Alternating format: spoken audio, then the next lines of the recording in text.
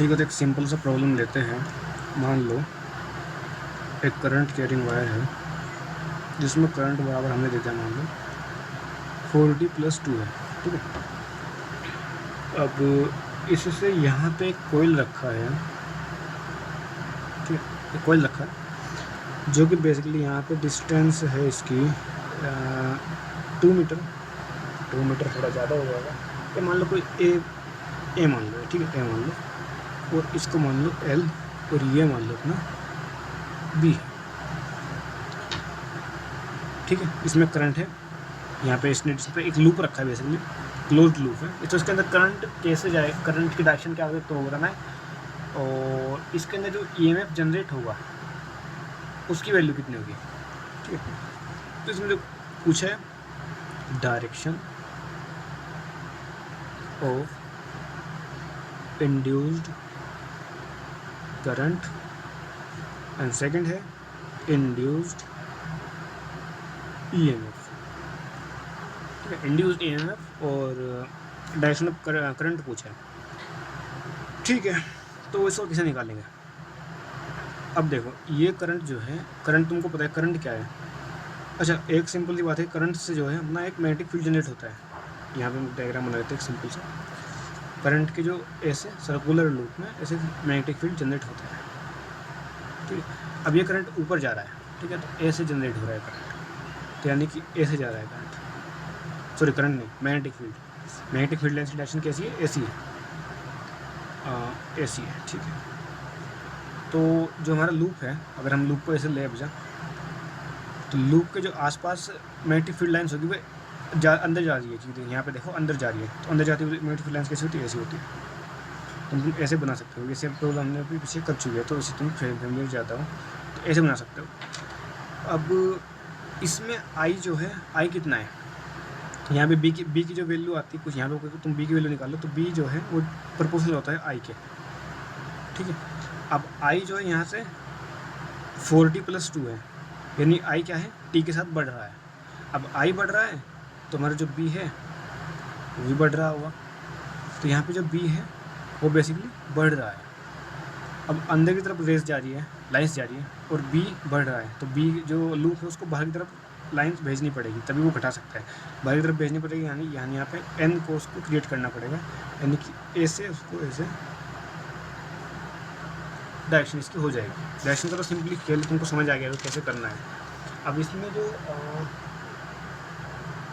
निकालना है फाई, ये बेसिकली ई निकालना है। ई को कैसे निकालना है, ई बराबर होता है, अगर हम मैग्नीट्यूड लिखे सिंपली तो d phi by D t, ये होता है। इसको निकालने के लिए हम क्या करेंगे, सबसे पहले तो एक इनफाइनाइट इंड्यूस्ड वायर है, मतलब अगर तुमने देखा होगा ये भी इधर से भी इनफ्रंट जा रहा है, जैसे भी इनफ्रंट जा रहा है, और इसमें करंट है, तो इससे अगर तुम एक्स दूरी पे जाओगे तो यहाँ पे जी बराबर आता है KI/X। KI/X आता है,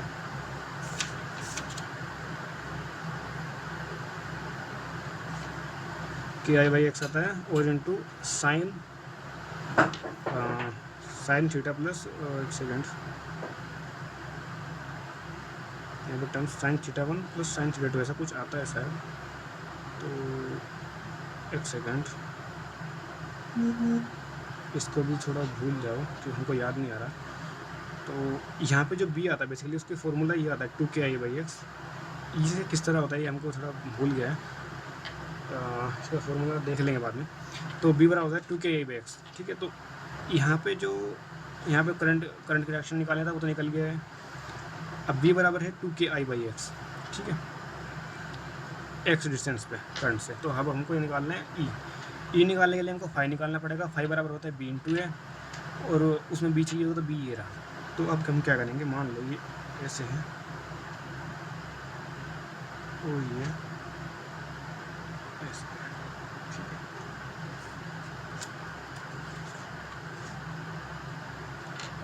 हम क्या करते हैं, यहाँ पर जाते हैं, यहाँ से x डिस्टेंस दूर, सॉरी, यहाँ से x डिस्टेंस दूर जाके यहाँ पे एक छोटा सा पोर्शन लेते हैं जिसकी लेंथ है dx। इसके लिए इसकी length b, actually width b है। तो अगर हम इस पोर्शन पे हमारा बी निकालें तो बी कितना आएगा यहाँ पे 2ke/x। तो फाई कितना आ जाएगा b इंटू ए होता है, ठीक है। एरिया और बी बेसिकली कोस 0 ही मान लो, ठीक है। तो b इंटू ए, तो b हमारा 2ki/x होता है, इंटू ए कितना होता है, ए हो जाएगा b इंटू dx। तो इसको तुम डी फाई लिख सकते हो क्योंकि बहुत छोटा सा हमारा एलिमेंट पकड़ा तो बहुत छोटा सा हमारा फाई निकल के आएगा। तो डी फाई कितना आ गया अपना, ये आ गया 2ke/dx/x,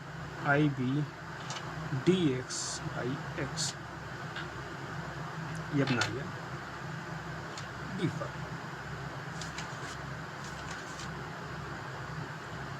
तो हमको चाहिए ओवरऑल फाई, तो ओवरऑल फाई के लिए क्या करेंगे, इसको इंटीग्रेट कर देंगे।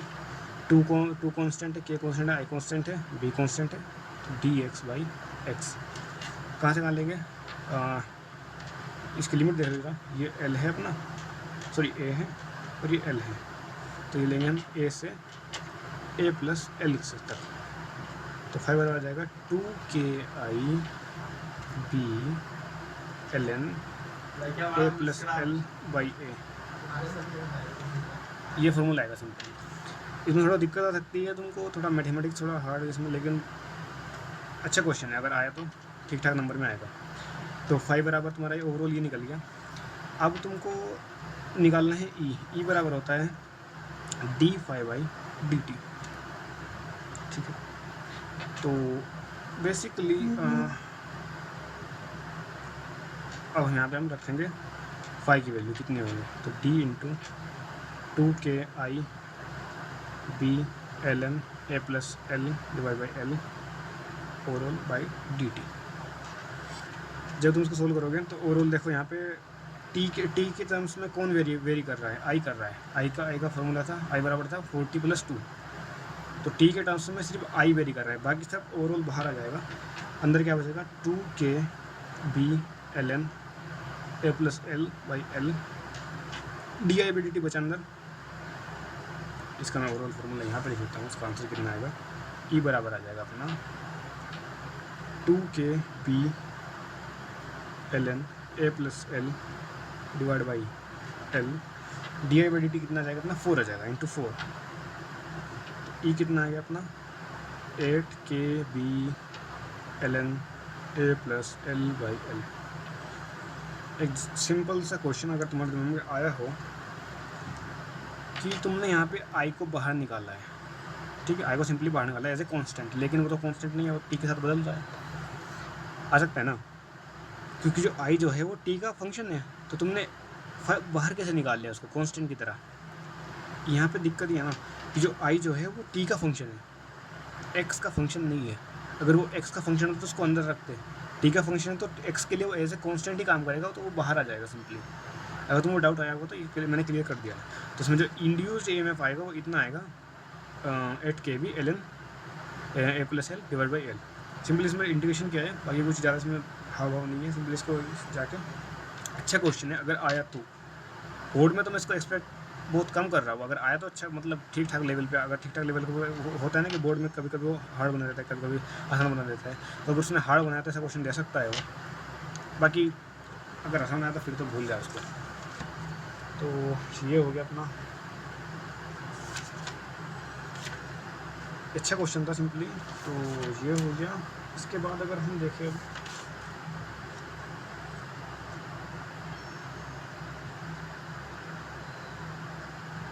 चलो मान लेते हैं कि एक सिंपल सा सेटअप बनाते हैं। बेसिकली मान लो हमारे पास एक ये मैग्नेटिक फील्ड है, ये मैग्नेटिक फील्ड है,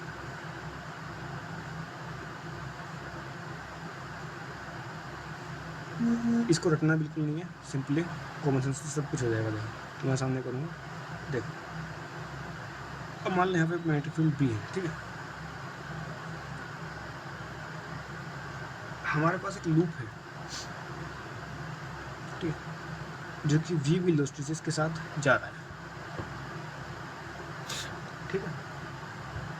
अब मान लो अब हमको, अब देखो इसमें v वेलोसिटी से जा रहा है तो इसके अंदर कुछ करंट आएगा, अब करंट की वजह से कुछ इसमें EMF आएगा, तो हमको वो EMF निकालना है कितना आएगा, ठीक है। अब जो है, अब देखो तुम इसके अंदर जो V है वो पूरा वेरी करता जाएगा, ठीक है। पहले इतना आएगा पोर्शन, फिर इतना आएगा पोर्शन, फिर इतना आएगा पोर्शन, इसमें थोड़ा थोड़ा बढ़ते जाएगा। एक बात के बाद जब पूरा जाएगा तो कॉन्स्टेंट हो जाएगा, B इसमें कॉन्स्टेंट है। उसके बाद जैसे जाएगा घटता जाएगा घटता जाएगा घटता जाएगा। तो एसएस में जो हमारा बेसिकली बोल सकते हैं जो ई होगा वो वेरी करेगा, ठीक है, क्योंकि मैग्नेटिक जो लाइन से वो वेरी कर रहा है, तो इसमें ई भी वेरी करेगा। अच्छा, इसमें ई जैसे तुम इसको जाओगे, मान लो तुम यहाँ तक पहुँच गए इसके लेके अंदर, तो उसके बाद जैसे तुम यहाँ से लेके यहाँ तक इसको ट्रेवल कराओगे, इसमें करंट जीरो हो जाएगा। क्यों हो जाएगा जीरो? क्योंकि इसमें मैग्नेटिक फील्ड लाइन सेम ही रहेगी, चेंज नहीं होगी, ठीक है। अगर तुम बी को वेरी नहीं कराओगे तो उसमें मैग्नेटिक फील्ड लाइन सेम रहेगी यहाँ से यहाँ तक, जर्नी तक। उसके बाद जैसे तुम इसको करोगे तो उसमें मैग्नेटिक फ्लक्स चेंज होना शुरू हो जाएगा, और फिर इसमें करंट आ जाएगा। तो जैसे इसमें एंटर करेगा ये, तो इसमें कुछ इंड्यूस्ड EMF आएगा, उसकी वैल्यू हमको कैलकुलेट करनी है। डन है। इसकी तुम ऐसे मान सकते हो कि मान लीजिए A है और ये अपना B है, ठीक है। अब मान लो ये इतना इसके अंदर एंटर कर चुका है, मान लो dx इसके अंदर एंटर कर चुका है, कितना कर चुका है dx,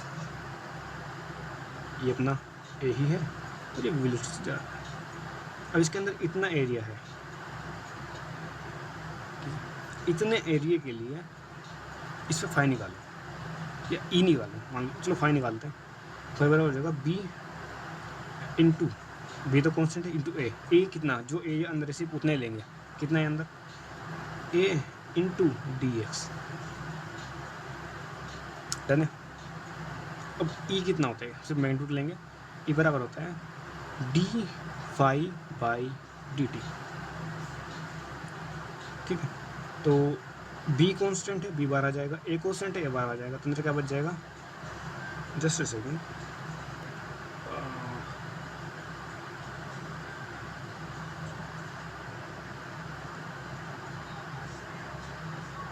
इसको अगर यहाँ पर थोड़ा इसको मान लो ये x है, ठीक है, x डिस्टेंस पर हमने जाके कर लिया, इसको x डिस्टेंस अंदर गया है, गलत ये भी नहीं है, लेकिन थोड़ा तुम्हें कन्फ्यूजन हो जाएगा कि dx बाई dt, तो थोड़ा ऑकवर्ड लगेगा। तो तुम क्या मान लो ये x है, ठीक है, तो b बाहर आ जाएगा, a बाहर आ जाएगा, तो अंदर क्या बच जाएगा dx बाई dt,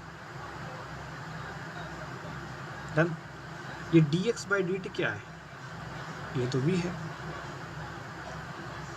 तो B A V अपना आ जाएगा इसका आंसर। और हाँ, बहुत से बुक्स में या फिर देखो तुम तो ई बराबर लिखा जाता है BLV, तो उसने A को L मान लिया है, सिंपली यही बात है। तो ये हमने एक सेटअप बनाया था, इसमें तुमको रटने जैसा कुछ नहीं लगा होगा, आई थिंक जितना मैंने एक्सप्लेन किया उसमें तुमको रटने जैसा कुछ लगा ही नहीं होगा। थोड़ा सा एंटर कराया, उसके एरिया लिखा, फाई निकाला, डिफ्रेंशिएट किया, खत्म।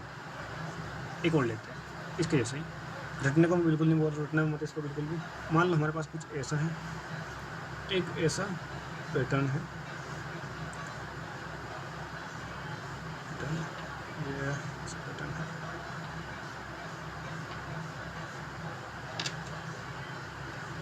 और हमारे पास मान लो ये बेसिकली क्या है ना, एक ऐसा पैटर्न, ऐसा सेटअप है कि इस पे जो ये वाला, ये जो बीच में रोड है, इसको रोड मान सकते हो, ये इस पर स्लाइड कर सकता है, मतलब ऐसे मूव कर सकता है, ठीक है, ये इस पे से मूव कर सकता है। और मान लो इसकी लेंथ L है, ठीक है। B को हम ऐसे कांस्टेंट लेते हैं फिलहाल, कांस्टेंट, यहाँ पे B को कांस्टेंट ही लिख सकते हैं, B कांस्टेंट। तो यहाँ पे B क्या है ना, कांस्टेंट है। अब जो ये बीच में रोड लगी हुई है, इसको मान लो ऐसे V वेलोसिटी से मूव करा रहा हूँ, ठीक है, V वेलोसिटी में इसको मूव करा रहा हूँ, तो इसके अंदर कितना इंड्यूस EMF आएगा वो हमको बेसिकली निकालना है। सेम प्रोसीजर रहेगा, कैसे निकालेंगे ध्यान से देखना।